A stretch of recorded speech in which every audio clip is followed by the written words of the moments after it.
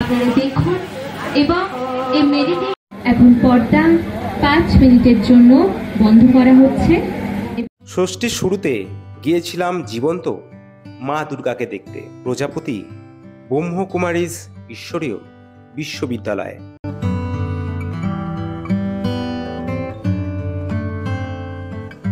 প্রজাপতি ব্রহ্মকুমারীজ ঈশ্বরীয় বিশ্ববিদ্যালয়ে প্রতি বছর ষষ্ঠী থেকে দশমী অবধি বিকেল 5টা থেকে রাত 10টা অবধি একটা শো অর্গানাইজ করা হয়, যেই শোতে দেখানো হয় জীবন্ত মা দুর্গাকে, সঙ্গে দেখানো হয় মা দুর্গার ছেলে মেয়ে কার্তিক, গণেশ, লক্ষ্মী, সরস্বতী, সবাইকে জীবন্ত রূপে, সঙ্গে অসুর সেও জীবন্ত রূপী, শুধুমাত্র দেবদেবীর বাহন ছাড়া।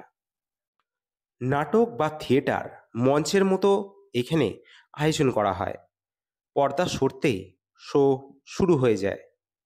শো চলাকালীন এই বিদ্যালয়ের শিক্ষক এবং শিক্ষিকারা তাদের বিদ্যালয় সম্বন্ধে সাধারণ দর্শনার্থীর কাছে একটা প্রাথমিক ধারণা দিয়ে থাকেন। এই বিদ্যালয় বহু বছর ধরে মানুষকে যোগ অভ্যাস করায়। এই যোগ অভ্যাসের ফলে শরীরে কী উপকারিতা এবং এই যোগ অভ্যাস কেন করব তারই সম্বন্ধে বিস্তারিত বিবরণ দিয়ে থাকেন। খানিকক্ষণ পর শো শেষ হলে পর্দা আবার বন্ধ হয়ে যায় মিনিট 10-এর জন্য।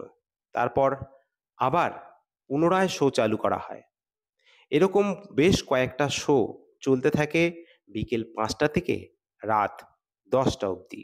বর্ধমান স্টেশন 8 নম্বর প্ল্যাটফর্ম দিয়ে বেরিয়ে ডান দিকে খানিকটা এলেই জীবন্ত মা দুর্গা, এবং বাঁ দিক দিয়ে খানিকটা গেলেই পড়বে বাজেকপাদাকপুর পুজো মণ্ডপ, যারা এই বছর করেছে কাশী বিশ্বনাথ ধাম। অলরেডি আমি তার উপর একটা ভিডিও আপলোড করেছি, দেখতে চাইলে এই ভিডিওর ডেসক্রিপশন বক্সে লিঙ্ক দেওয়া থাকবে। আর এই বিদ্যালয় সম্বন্ধে বিস্তারিত জানার জন্য আরেকটা ভিডিও আমি এর পূর্বে করেছি, তারও লিঙ্ক এই ভিডিওর ডেসক্রিপশন বক্সেই দিয়ে দিলাম।